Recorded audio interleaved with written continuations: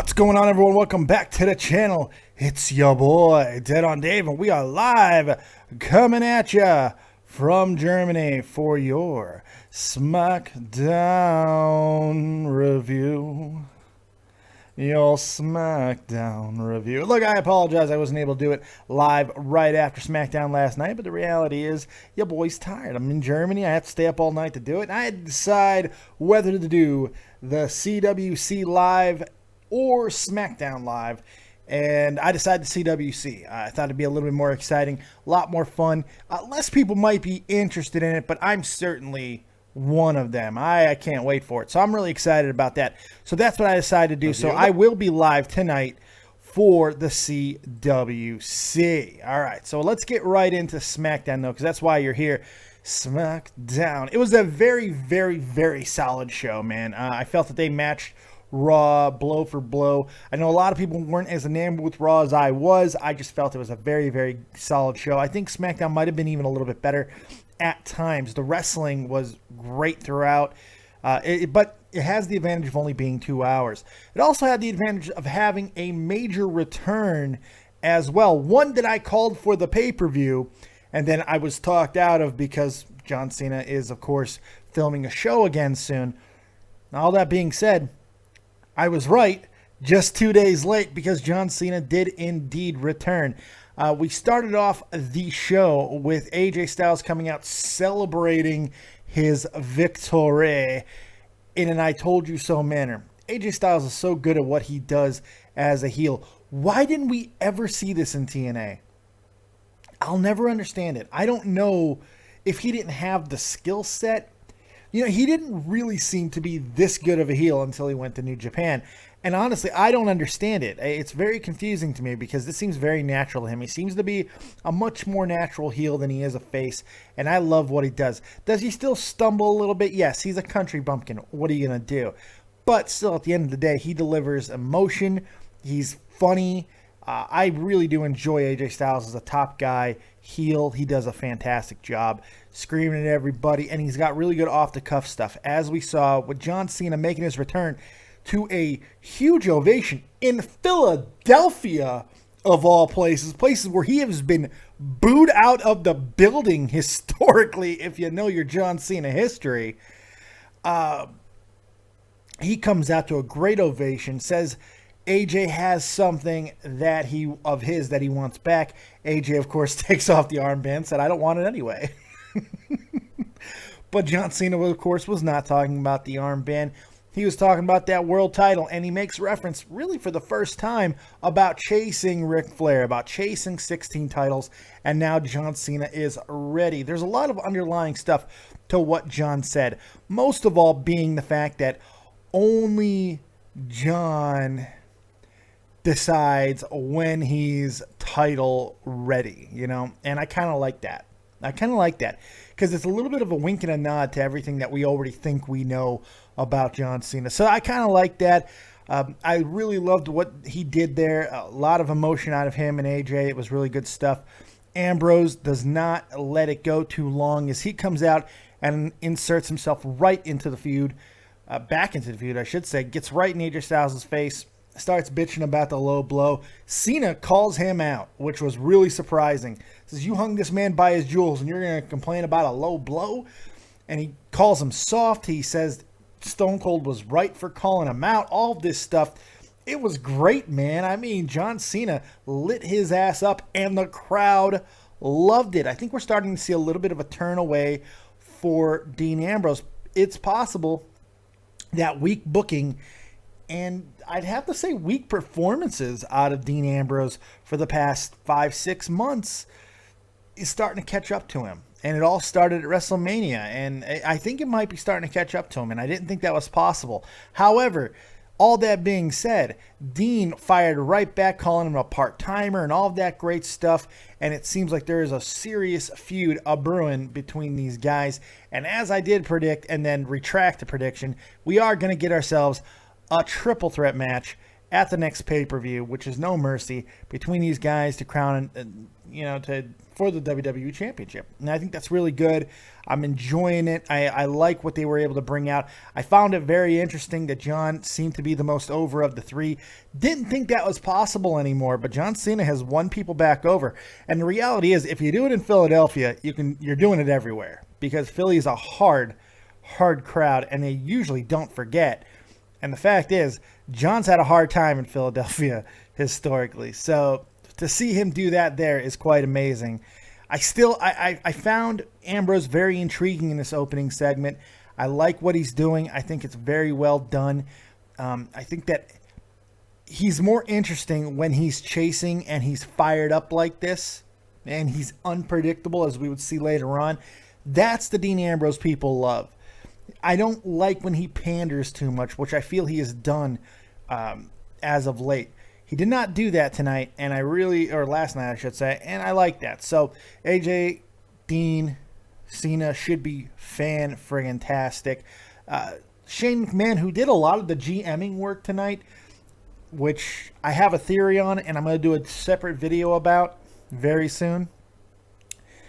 Shane comes out and puts together the triple threat. He also announces a tag team match for tonight.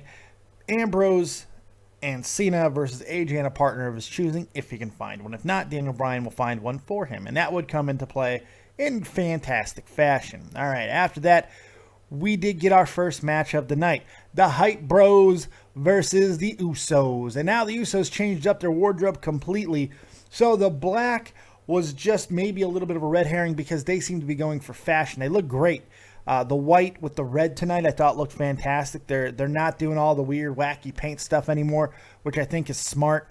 I also like just the bare bones heel that they're doing. They're not going over the top. I like they're not dancing. I like that they didn't make a subtle change and was just more edgy. I like that they're flat out old school heels, man. I'm really enjoying it. They remind me of the Wild Samoans now. That's what they remind me of, the way they're wrestling. They're not the flippy-dippy shit that they were doing in the past, always having to do the big jump. That's not happening now. They're saving it for the end of the match when they do that big splash off the top rope. I'm actually really, really enjoying what the Usos are doing, and I didn't think that was possible. The fact that they were able to do it with the Hype Bros, who, are touch and go at best, but are fantastic fodder for this new building machine of the Usos. God, did anyone need a change more desperately than the Usos? I don't know. And it seems like a split from Roman Reigns has certainly done them very well. I'm really, really interested. And I can't believe I'm saying this, but I'm very interested in what the Usos are doing, because they're doing great ring work as heels. I know it's only been a couple of matches, but I'm really digging it. And I love their body language. I love the way that they're presenting themselves. They seem like classic heels, and I'm enjoying the hell out of it. They get a victory over the Hype Bros in a fairly good match. It was just about putting the Usos over as that heel team, and they certainly did that. We get all kinds of hype and stuff. We saw a very bizarre promo out of Kurt Hawkins. Okay, Kurt Hawkins is returning, a guy who was never really over to begin with, but he did go tear up the independent circuit quite well. They're doing a Chuck Norris thing in there where, all of the Chuck Norris things, like, if the boogeyman looks under the bed for Chuck Norris, stuff like that. All of those things, that's what they're doing, and it's time to face the facts with Kurt Hawkins, who looks like Heath Slater. Bizarre, but still, it could be good. It could be good. Look, we know that the guy can work. We know Kurt Hawkins is an absolute player as far as ring work goes. So, hey, I'm totally on board with seeing Kurt Hawkins back, and hopefully he's going to do great things. Should be a lot of fun. Very much looking forward to that. The gimmick does look a little corny, but still I'm willing to give it a shot. After that, we get the Miz up in the ring with his gorgeous wife, and they look very subdued tonight. No extra glamour, just black and white red carpet attire. I actually really like that, a little bit more stripped down, not the over douchey Hollywood stuff. I don't think you have to do that as much anymore, so I kind of like that. I appreciated it more than anything else. Ziggler comes out and, talking about how Maurice it cost him the match and blah, blah, blah. Just did not care, as always, because it's Dolph Ziggler and he just bores the balls off me. Then things got interesting, as The Miz said that Dolph would not be getting a title shot, and Maurice was like, you don't deserve it. Out comes Daniel Bryan, which is what really is driving everything going on with The Miz right now. They didn't go right after that big promo into a huge storyline between the two, but they've been subtly slow burning it. I think we're getting even closer to it, because Daniel Bryan's saying you will defend, and then The Miz pulls the power card, and he has a little bit of right to do so, and he wants his contract renegotiated, and he's gonna. I kind of dig it, man. There's something brewing between him and The Miz and Daniel Bryan, and when Daniel Bryan got into the ring, he got in the ring with purpose tonight, and The Miz ducked out of there. There's a lot of stuff going on with Daniel Bryan right now. A lot. Every interview that he is having, he is basically burying the WWE. Burying them. When he talks about doctors that are clearing him, he calls them real concussion specialists. That's a shot. That's a shot. I don't know if this is something that the WWE knows about or knows that he's doing. They obviously know about it. But do they know that he's doing it beforehand? I'm starting to think yes, and I'm actually starting to think that there's a good chance we're going to see Daniel Bryan in the ring sooner than people might have thought. He's lost weight, which is good. If Daniel does come back to the ring, I think that he'll be able to kind of do what he does or what he did in the past and a little bit less risky. The WWE might be forced into this at some point because they're going to lose him. Daniel will leave. Daniel will leave, and that is just the reality of it. He's going to leave. And I don't know if the WWE is willing to let that happen. And if it means letting him wrestle, at the very least, they can point to every other real concussion specialist as signing off. The only issue with that is that Daniel himself has admitted that he had seizures that were attributed to his concussion. All the things that he said that got him to retire, the things that he was saying, now he's kind of going back on. And I really worried about that. And it all depends on what the WWE wants to do. There is a big opportunity here with The Miz and him to really do something special. And if I'm the WWE, I don't bring this possibility forward unless I'm going to capitalize on it. So all those things make me think something big is brewing between The Miz and Bryan, and it's going to get physical at some point. And I just hope that Daniel Bryan does not regret it. But we'll find out. Only time can tell on that. AJ Styles backstage, really digging everything that he's doing, trying to find a partner. Baron Corbin told him to go screw. That was pretty great. We see Baron Corbin and Apollo Crews up next. Baron doesn't even let the fight start. He attacks Apollo, who came out for the first time without a smile. He didn't seem just like, happy to be here, folks. No, he seemed pissed off because of what happened at Backlash. I was looking forward to seeing a rematch from these guys, but Baron doesn't let it happen. In fact, when he hit the end of Days Outside, it looked like Apollo, they didn't really emphasize on it, but it looked like Apollo might have been holding his wrist. Either he is actually injured or they might be writing him out for a little bit, because directly after that, out comes Jack Swagger. Jack Swagger is out, folks. He is no longer with Raw. So the little bit of tease that they gave on Raw the night before with him, them making reference to the fact that his contract was expiring, it has come to fruition. And out comes Jack Swagger, and he grabs a microphone, and this is always scary. Look, the size that Swagger has always been there. The talent has always been there. He's never been much good on the mic. However, the guy is interesting. I like that he grabbed the mic, and I like some of the things that he said. Was it a little rough? Absolutely. But he looked passionate, man. He looked fired up. He looked like he was ready to go. And I was very excited about that. Right up until the end when he hits the We the People line, because I thought it was going to be a little bit more ambiguous, but he's going to continue the same story. Hopefully with a little bit more success now. A feud between him and Baron Corbin does not bode well for old Jackie boy, but look, I like a little bit of resurgence with Jack Swagger. Hopefully they're going to continue to mess with his character a little bit. I like how he came out in just bare bones clothes tonight. Hopefully, maybe they'll get him out of the singlet. I don't know what they're going to do. But I would like to see a little bit more out of Jack. I like him. Always been a huge fan of the guy. So it's going to be interesting to see how that goes. We'll see. We shall see. After that, we got a really fun little fatal five-way SmackDown Women's Title number one contenders match. Becky with her championship reign looks really good. The other 5 ladies who did not win the title the other night, Naomi, Nikki, Natalya, Carmella, and Harley Quinn Bliss, all in this match. And I gotta say, the women are just tearing it down on, we're talking about some of the interesting things that are happening over on Raw with the women, but it seems like there's essentially 3-4 people, and that's about it. This women's division on SmackDown, while maybe not having any single person with the star power as the people on Raw, or at least very close to, they have a little bit more depth.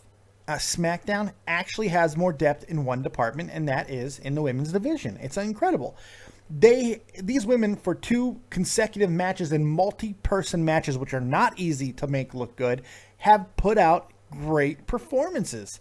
And tonight, I actually really enjoyed everything that happened. I like what Nikki's doing. She does not seem to be hurt. I'm starting to wonder if that neck injury was a little bit put on. I know that's a horrible thing to say, but I don't know, man. I'm just saying. It feels this. There's miracles, and then there's this. You know what I mean? I'm just saying. Probably not. I'm probably stupid as usual. I'm just saying. Everybody else in the match did really well. Carmella did the least amount of work in this match, and I'm wondering if there's a reason for that, if they're just saving her for Nikki down the line. Natalya was Natalya being a terrible heel. Whatever the case may be with her. Naomi was the workhorse. She was hitting all kinds of athletic maneuvers. And then there was Harley Quinn Bliss, who, just because of how she was dressed, won the match for me. And then she would, in fact, actually win the match, which I really enjoyed. There's something about her, man. She's charismatic. She's got great fashion appeal. Yeah, this looked kind of goofy, but at the same time, it's very topical. It looked cool. It's sexy as hell. We've seen her dress as Freddy Krueger and Iron Man in the past. I really enjoy the things that she brings to the table as far as her fashion sense and her ability to capitalize on popular culture. It's really cool. And the fact that she's so small but so friggin' vicious.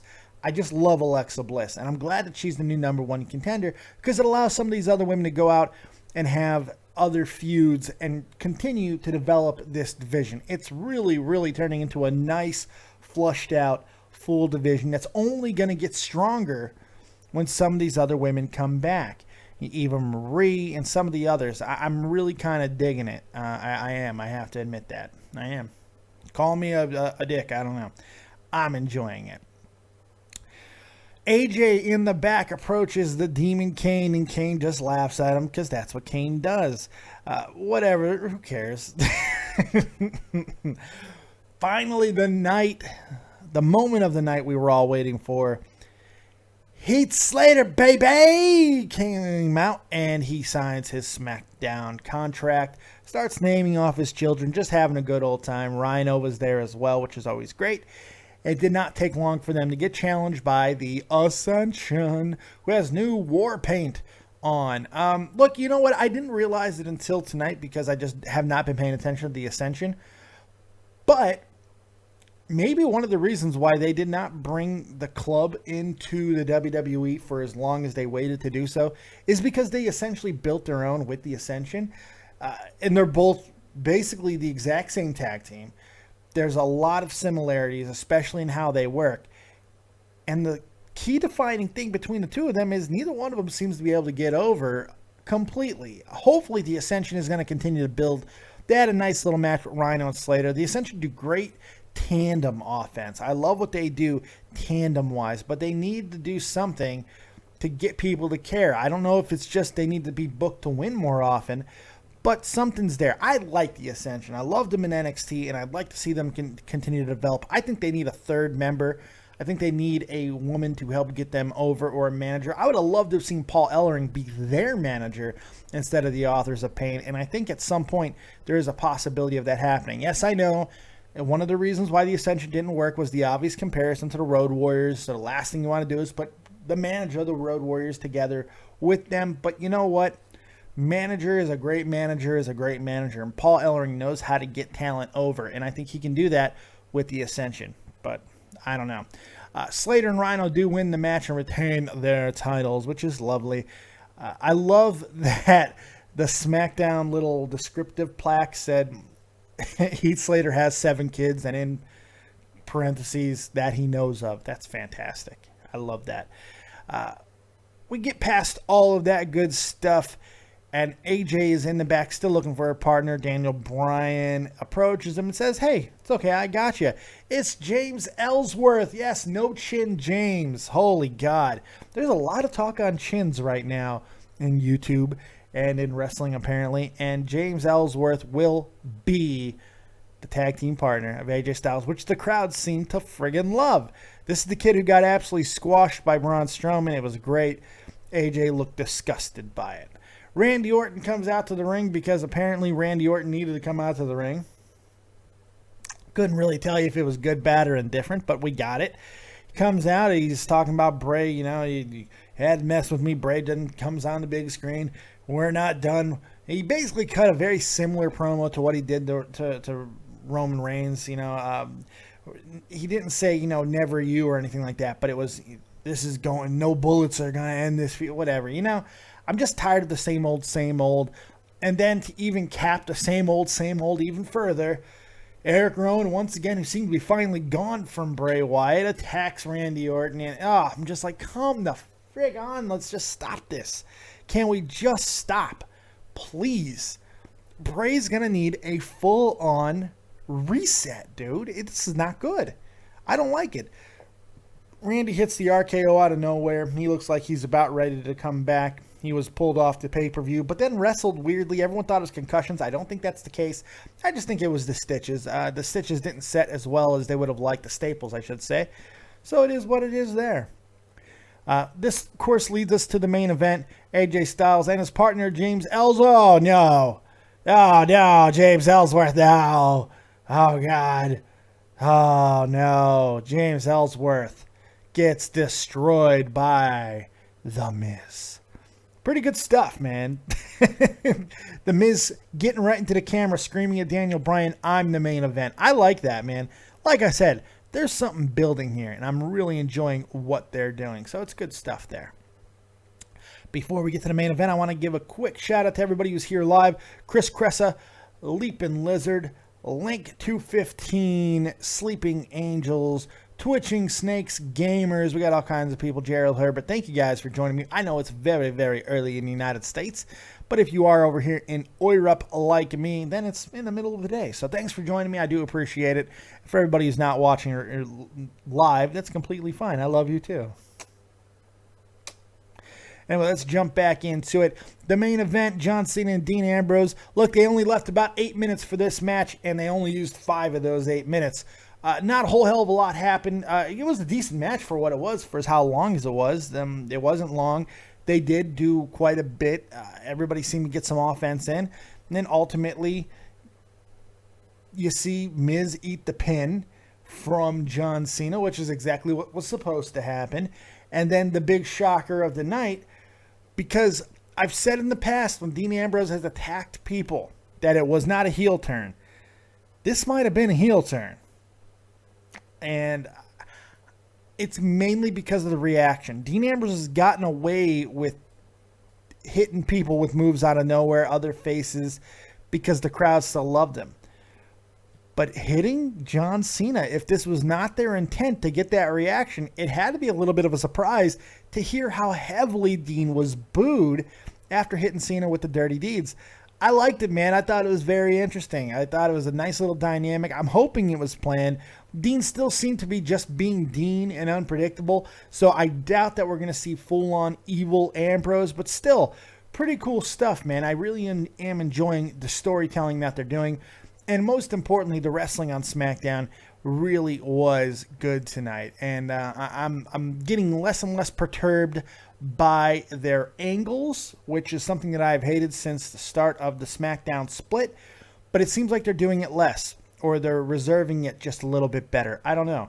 But it's not bothering me as much as it was. So, good stuff there. Let's go ahead and get right into the scientific standards. That's right. Commentary. Commentary was very good tonight. I don't think there was anything wrong with it. Everybody seemed to just do their jobs. There wasn't a whole lot of craziness going on. JBL seems to be meshing with Morrow a little bit better.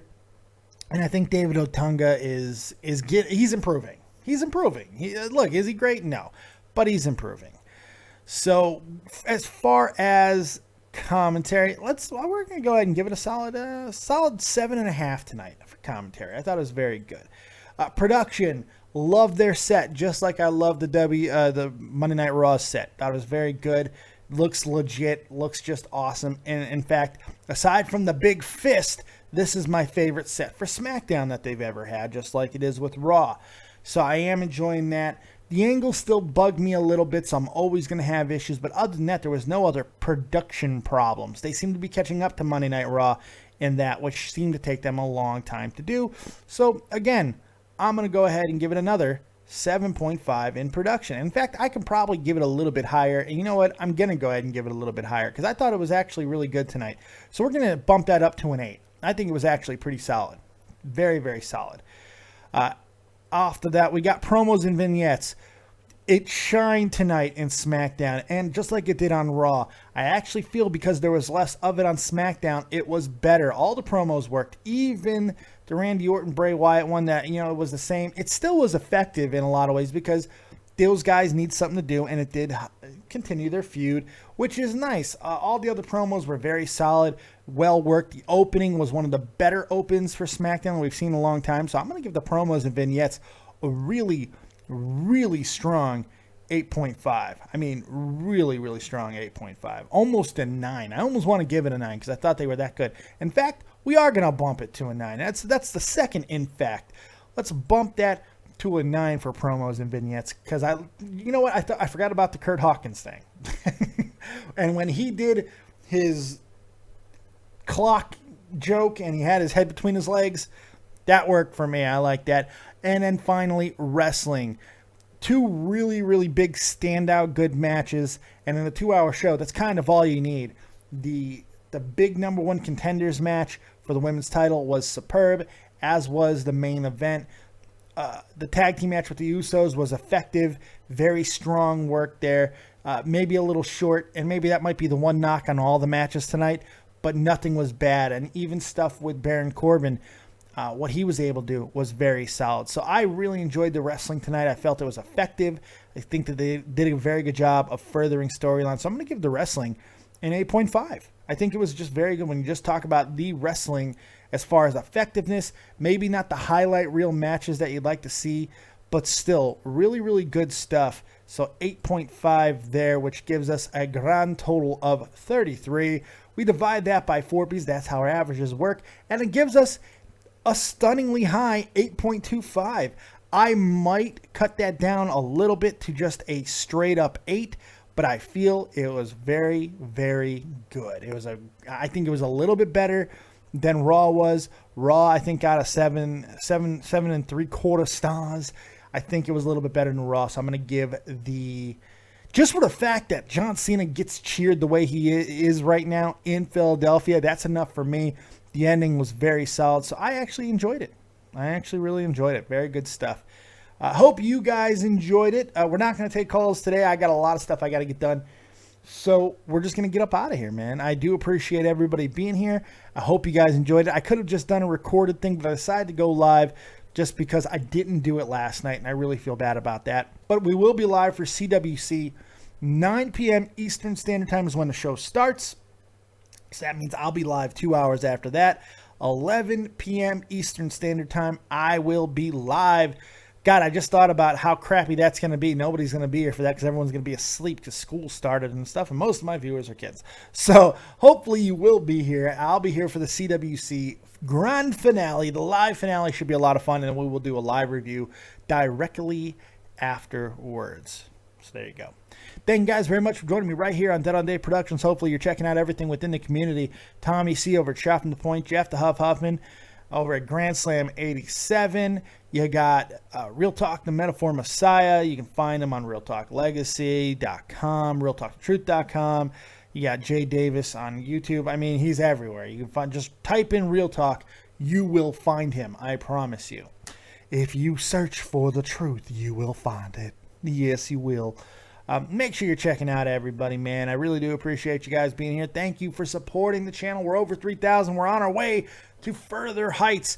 Thank you to people who are supporting my Patreon. Thank you for that. That's amazing. You can find my Patreon information in the description box below. I'm uploading highlights to my Patreon account, so if you want special stuff, you can go ahead and find it there. I'm probably going to do some other little special extra add-ons for the Patreon people. We have 3 Patreon patrons for my Patreon now, which is great. Thank you to all of you guys, the Germinator, Chris Cressa, and Sal, the Copious Graphics Guru, man. That's amazing. So very much appreciated. And if you want to continue to support the channel, please do that. But the easiest way is hit the like button and subscribe to the channel. Easiest way to support, costs you the least. But if you want to support a little bit more, of course, you can always donate, become a patron on Patreon, or simply go check out the merch over at www.deadondave.spreadshirt.com. We got all kinds of stuff. We got hoodies there, man. Fashionable hoodies. And with the winter coming, you're going to want to be warm. Be warm in copious fashion. You can go ahead over there and check that out. As always, man, thank you for being here. Like, subscribe, and share. Check me out on Twitter at ThatOnDaveV. If we get to 5,000 Twitter followers, I'll be able to get on ProWrestlingTees.com. How cool would that be? So continue to support me there. And that's about going to do it. So thank you very much for joining us. As always, if you don't have talent, have talented friends. Keep it copious, folks. And peace.